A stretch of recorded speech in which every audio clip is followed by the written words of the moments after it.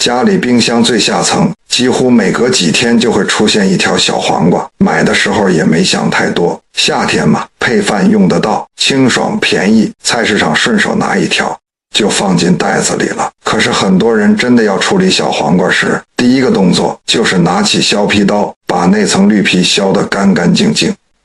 第二个动作是抓一大把盐撒下去，用力搓，用力抓，把水分逼出来，嘴里还会说一句，这样才会入味。看起来是在很认真处理食材，但这两个动作加在一起，小黄瓜原本不少的价值可能已经被你倒进水槽里了。这支视频想聊的就是50岁以后吃小黄瓜这件看起来很小的事，不是要把小黄瓜讲成什么仙丹，也不是要讲一堆很复杂的营养学名词，只是想把两个很常见但容易被忽略的处理习惯说清楚，再给你3个真的能放进日常餐桌的搭配方式。先把话说在前面，小黄瓜不是药，它不会帮你治糖尿病，不会治高血压，也不会治任何慢性病，更不能替代你现在正在吃的药。如果你本来就有三高、心血管疾病、肾脏病，或者正在规律吃药，任何饮食上的调整都应该先跟医师或营养师确认，不要因为看了一支健康视频就自己停药、减药或改变原本的治疗计划。这不是要泼冷水，是因为网络上太多这种说法，吃这个降血糖，喝那个比药还有效，每天1杯就能清血管。很多人看久了真的会信，最后延误正规治疗反而更麻烦。把界限讲清楚才是对你比较负责的说法。那小黄瓜到底有什么价值？它厉害的地方不是某一种营养素特别突出，它真正适合放进日常饮食，是因为它有几个很实际的特点：水分高，热量低，对血糖的影响相对小，也有一些膳食纤维。对50岁以后的人来说，这几个特点加在一起，意思很简单，它可以帮你在一餐里少吃一点高油、高盐、高糖的东西，让整个餐盘变得稍微清爽一点、轻一点。它不是主食，也不是主要的蛋白质来源，更不是什么珍贵补品，它就是一种普通、便宜、好买也很好处理的蔬菜。用得好可以帮你慢慢调整每天的饮食结构，这就是小黄瓜的位置。不要神化它，也不要小看它。在台湾人的餐桌上，小黄瓜真的太常见了。面店里一碗阳春面旁边可能放几片小黄瓜，自助餐的小菜柜里常常有一盘凉拌小黄瓜，便当店的配菜区可能放着切好的小黄瓜丝，夏天吃凉面上面也常常铺着细细的绿色小黄瓜。可是很多人吃小黄瓜目的就只是觉得它清脆解腻凉凉的，很少会去想它到底能不能帮日常饮食做一点调整。这也不是批评，很多人对蔬菜本来就是这样，觉得有吃就好，细节不用太在意。但50岁以后，身体状态会慢慢变，代谢变慢，肌肉比较容易流失，血糖、血压对饮食的反应也可能更明显。肠胃有时候也不像年轻时那么能扛，以前觉得有吃就好，到了这个阶段可能就不太够了，怎么吃开始变得有差。所以我们今天就来看2个习惯，还有3个搭配。第一个习惯，不要一拿到小黄瓜就先削皮。这个动作很多人从小看家里大人这样做，自己也就跟着做。理由通常有2个，一个是怕农药，另一个是觉得外皮比较粗，吃起来口感不好。这2个理由不是完全没道理，但解决方法不一定是直接把皮全部削掉。更好的做法是好好清洗小黄瓜的外皮，里有膳食纤维，也有一些植化素，这些东西对身体没有坏处，能留下来就尽量留下来。如果每次都把皮削得干干净净，就等于主动把一部分有价值的东西丢掉，只是为了方便，或是为了让自己比较安心。比较好的处理方式是先用流动清水把整条小黄瓜冲洗干净，再用干净的软毛刷轻轻刷过表面。小黄瓜表皮有一些凹凸的地方，这些地方也要刷到。如果你还是不放心，可以撒一点小苏打粉，轻轻搓揉一下，再用清水彻底冲干净。这样处理完，带皮吃通常就比较安心。当然，这不是说小黄瓜绝对不能削皮。如果你的肠胃本来就比较敏感，吃带皮蔬菜容易胀气、不舒服，或者牙口不好，咬比较硬的东西会吃力，那削掉一部分皮，甚至全部削掉也没有问题。饮食不是考试，不需要每个人都做一样，重点不是一定要带皮，重点是不要把削皮当成缺省动作，可以洗干净，可以保留下来的时候，就不要每次都削掉。第二个习惯，不要用一大把盐抓水，也不要把小黄瓜腌成重口味小菜。很多人做凉拌小黄瓜，流程都差不多，切好撒一大把盐，用手一直抓一直揉，把水分逼出来，然后把那些水倒掉，再加酱油、糖、辣椒、香油、蒜末，全部拌在一起，做出来当然好吃，很下饭，吃一口就想多扒几口白饭。问题是这道看起来是蔬菜的小菜，这样处理完可能变成整餐里钠含量最高的东西之一。小黄瓜本来是低热量高水分很清爽的蔬菜，结果先用盐把水分逼走，再加进盐、酱油、糖这些调味料，最后吃进去的就不只是小黄瓜了。50岁以后，很多人已经开始注意血压，一讲到血压，大家常常想到少吃肥肉、少喝酒、少吃加工食品，这些当然要注意，但很多时候真正容易被忽略的是酱料、腌菜、汤底、小菜里面的盐，因为它看起来是蔬菜，所以很容易被自动归类成健康。早上喝一碗超市买的味噌汤，中午便当淋了酱油膏，晚上再来一盘重咸凉拌小黄瓜，一天下来钠的总量可能已经比你想象中高很多，可是你还会觉得自己今天吃得不错。因为有吃蔬菜，所以对血压已经偏高，或是正在注意血压的人来说，小黄瓜本身不是问题，问题常常出在处理方式。同样一条小黄瓜，洗干净带皮切条，淋一点醋，几滴香油，少量盐，跟把它腌成很入味很下饭的小菜，对身体的意义完全不一样。你去自助餐加那盘凉拌小黄瓜，为什么会觉得特别好吃？通常就是因为它够咸、够甜、够酸、够入味。这种小菜吃一两片问题不大，但如果你每餐都把它当成可以一直吃的健康菜，那钠和糖的负担就可能比你想的多。外食看到这种凉拌小黄瓜，不是不能吃，只是不要因为它是蔬菜就不知不觉吃很多。顺便讲一个很常见的说法，有些人说小黄瓜不能跟红萝卜一起吃，因为会破坏维他命 C。这个说法在很多家庭里流传很久，甚至有些长辈吃沙拉的时候还会特别把红萝卜和小黄瓜分开。其实这个说法被讲得太夸张了。红萝卜含有胡萝卜素，小黄瓜有水分和纤维，两个放在同一盘菜里，并不会因此变成什么明显危害健康的组合。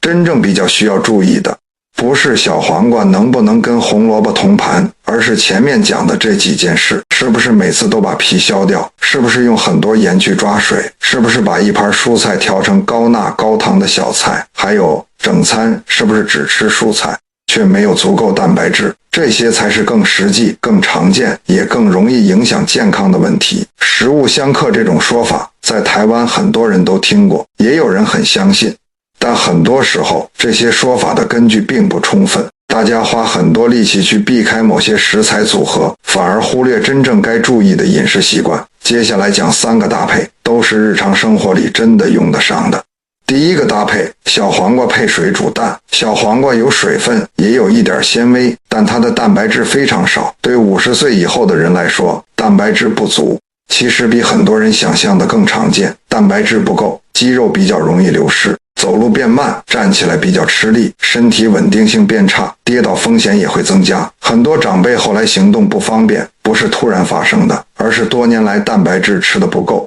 加上活动量变少，肌肉一点一点掉下来。台湾很常见的早餐是白粥配肉松、酱瓜豆腐乳或者馒头、甜豆浆，吃起来很舒服，很顺口。但整体来说，蛋白质偏少，精致淀粉偏多，吃完可能一下就饿了，2-3个小时又想找东西吃。可以试着换一种方式，半条带皮小黄瓜切成条状，1颗水煮蛋剥壳切半，再配1小份主食，比如半碗糙米饭或者1片全麦吐司。如果习惯喝东西，可以加1杯无糖豆浆或是1小碗清淡的汤。这个组合的逻辑很简单，小黄瓜负责清爽感和纤维，鸡蛋补蛋白质，主食提供能量，豆浆或汤补一点水分，也让整餐比较完整。它不需要什么复杂计算，你看得到买得到，明天早上就能试。比起白粥配重咸小菜，这样吃会更平衡，饱足感也比较持久。水煮蛋也不用想得太麻烦，冷水下锅，水滚后再煮7到8分钟，这样蛋黄熟透，但不会干到粉粉的。如果不喜欢水煮蛋，也可以换成蒸蛋、嫩豆腐、鱼肉。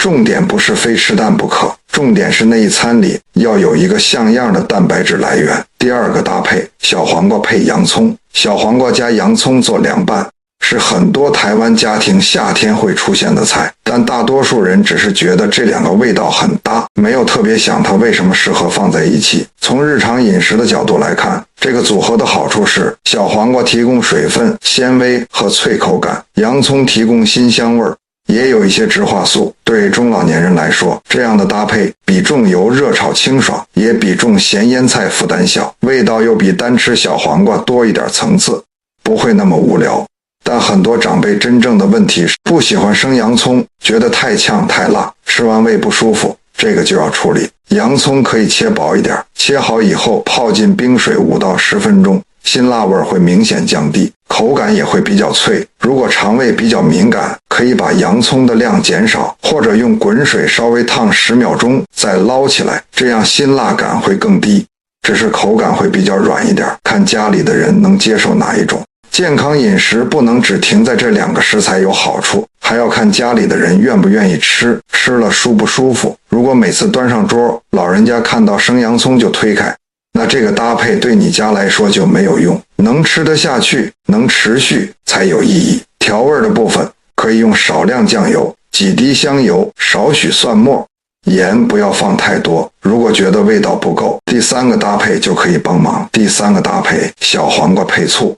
台湾夏天很闷，尤其7月、8月，有些人一到吃饭时间就没什么胃口，可是嘴巴又想吃东西，最后就开始喝冰饮料、吃冰淇淋、买甜点、吃零食，这些东西热量不低，饱足感却不一定够，吃完一下又饿，反而容易越吃越多。酸味可以让食物比较开胃，在小黄瓜里加一点醋，会比加很多盐、很多酱油清爽很多，夏天吃起来也比较舒服。白醋、糯米醋、苹果醋都可以，看你家习惯哪一种味道。糯米醋比较柔和，白醋酸味比较直接，苹果醋有一点果香，味道不会那么冲。但这里也要讲清楚，醋不是神奇食物，它不负责降血糖，不负责减肥，也不能治疗三高。网络上很多人说喝醋可以降血糖，每天1杯苹果醋可以瘦，有些人真的天天喝，结果胃不舒服，胃黏膜被刺激。还有人买到的是加了糖的调和醋，反而多喝进一堆热量。所以醋在这里的角色很单纯，它就是一个调味工具，让小黄瓜比较好吃，也让你少依赖重咸酱料，就这样而已。凉拌小黄瓜加醋可以这样做：一条小黄瓜，少量洋葱，1到2茶匙醋，几滴香油，少量蒜末，一点点盐糖可以不加，或者只加非常少。不要加一大堆酱油膏，因为那样钠又会上来，这样拌出来的味道会比较清爽，有一点层次，但不会太刺激，也不会淡到吃不下去。如果你是在家做凉拌小黄瓜，还有一个细节要注意，夏天气温高，凉拌菜做好以后，不要在室温放太久。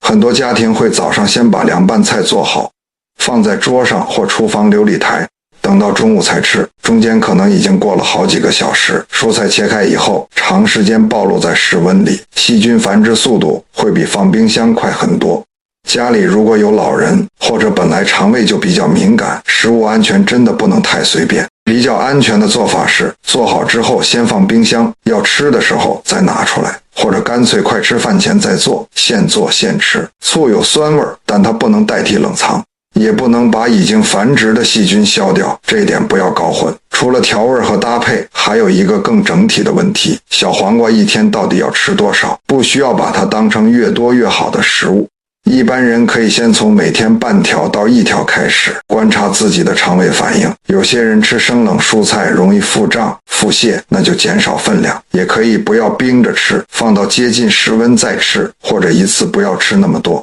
一个可以参考的吃法是，早餐用几条带皮小黄瓜，搭配1颗水煮蛋。午餐如果是外食，可以饭前先吃几口小黄瓜，增加一点饱足感。也许就能少吃几口白饭。晚餐做一道小黄瓜、洋葱、醋拌，少盐少糖，当正餐配菜。重点不是小黄瓜本身有多神，重点是用它替换掉一部分重咸小菜、油炸配菜或饭后甜食。它的位置是让整餐变轻一点的蔬菜，不是今天吃了小黄瓜，其他就不用管的护身符。讲到这里，有几类人要特别提醒，不要不加思考就大量吃小黄瓜。第一类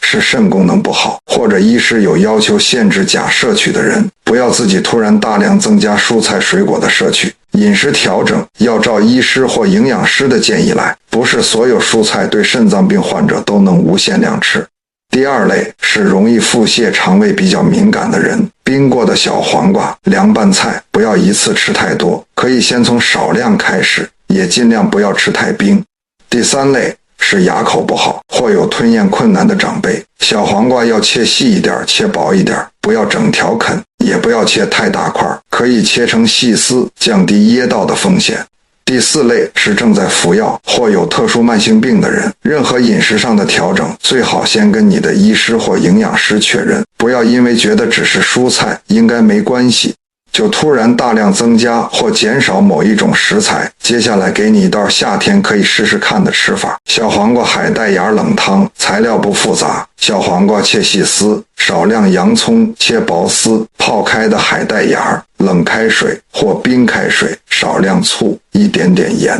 最后撒一点白芝麻，全部混在一起，放冰箱稍微冷藏一下。夏天没胃口的时候，可以当做一道开胃冷汤，也可以当凉菜。但这道菜有几个地方要注意：海带芽含碘，如果你有甲状腺方面的疾病，或者医师有提醒你要控制碘的摄取，先问医师再吃。肾功能有问题的人，海藻类食材的分量也要照医嘱控制，不要自己大量吃。做好以后也要放冰箱，不要在室温放很久，能现做现吃最安全。把前面讲的整理一下。50岁以后吃小黄瓜，先记2个不要。第一，不要习惯性削皮，认真清洗之后，能带皮吃就尽量带皮吃，把外皮里的纤维和植化素留下来。如果肠胃敏感、牙口不好，可以照自己的状况调整，不用硬撑，但不要每次一拿到小黄瓜就把削皮当成固定流程。第二，不要重盐抓水，也不要腌成重口味小菜。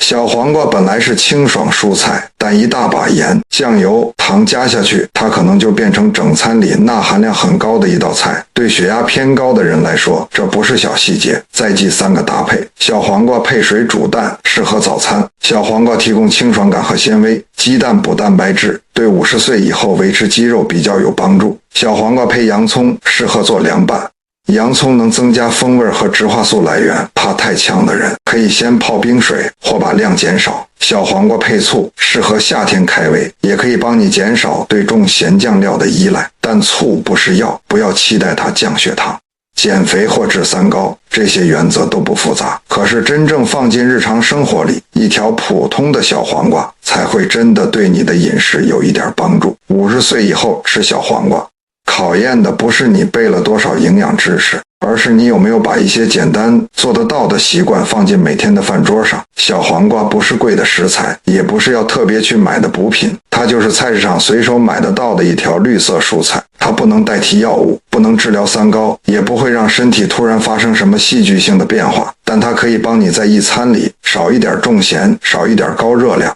多一点纤维，多一点水分，也多一点饱足感。真正影响50岁以后身体状况的，往往不是某一种神奇食物，而是每天一餐一餐累积下来的习惯。一顿饭吃得清爽一点，不是神奇疗法，但长期下来确实有差。下次去菜市场顺手买一条小黄瓜，带回家好好刷洗，带皮切条，配一颗水煮蛋，淋一点醋，盐少放一点，不用算热量，不用背营养成分表。